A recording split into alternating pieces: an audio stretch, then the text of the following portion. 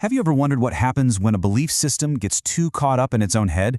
Well, we're about to dive into an incredible story. A story of how a faith that had grown cold, logical, and predictable was suddenly set ablaze by a spiritual revolution that changed the face of Christianity forever.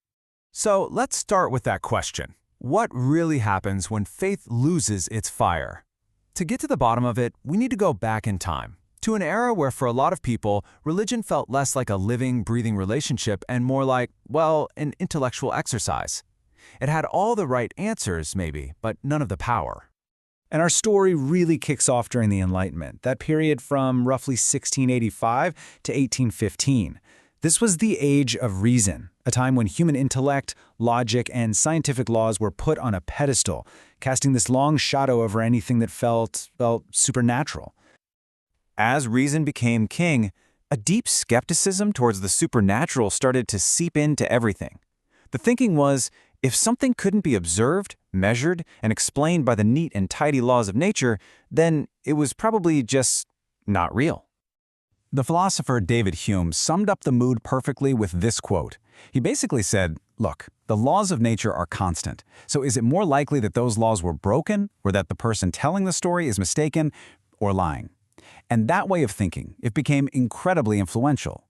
So what happened was people created this sort of partition in time. Yeah, sure, miracles could happen in the biblical past, that was okay. But the present? Nope. The present was governed only by natural law. The supernatural was effectively locked away in history books, and any claim of it happening now was quickly dismissed as just superstition. And the result of all this? You had churches that, yeah, they had all the correct doctrines, all the right beliefs on paper, but they felt spiritually empty. Faith became more about historical facts and proper rituals than a personal, powerful, life-changing experience. The fire was just gone. And this really set up a huge tension. On one side, you had this faith of the head, all reason, all order, very predictable.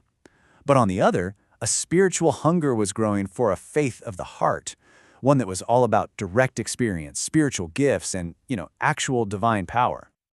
Okay, now let's fast forward to the turn of the 20th century, because out of this spiritually dry landscape, something completely new and radical just explodes onto the scene. We're talking a full-blown spiritual revolution.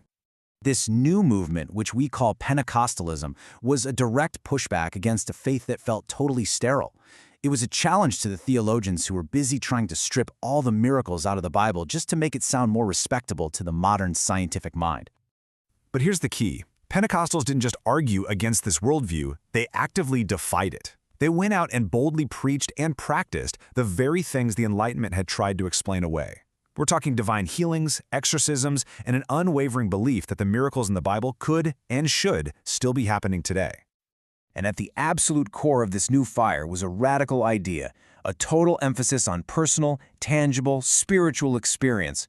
See, it wasn't enough to just believe the right things anymore. You had to experience God's power for yourself. A central teaching here was what's called the baptism in the Spirit.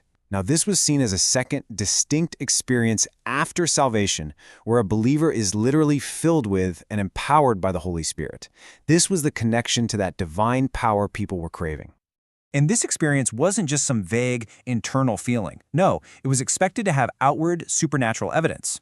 These were the charismatic gifts, like speaking in tongues, prophecy, and divine healings. These were seen as the clear, undeniable signs of this spiritual baptism. I mean, this was a universe away from the quiet, formal, and predictable worship of the time. So this spiritual fire, it wasn't just a brief flare-up that fizzled out. In just a little over a century, it has grown into a global blaze that has fundamentally reshaped what modern Christianity looks like. Honestly, its influence has been massive. It started entirely new denominations from scratch. It also sparked the Charismatic movement, which brought these same beliefs about spiritual gifts right into the mainstream churches. We're talking Catholic, Baptist, you name it. And it completely reintroduced an emotional, experience-driven style of worship to millions.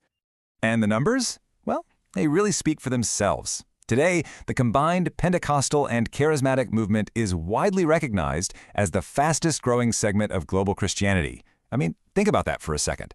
Clearly, its message of a powerful, personal God is resonating with people all over the world.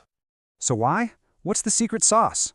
Ultimately, the movement's incredible growth boils down to one core, powerful belief: that God did not stop working miracles 2,000 years ago. It's a faith that says the supernatural events of the Bible aren't just ancient history, they are a living, breathing, present-day reality. This whole incredible story is really a story of reaction. It's heart against head, experience against pure reason.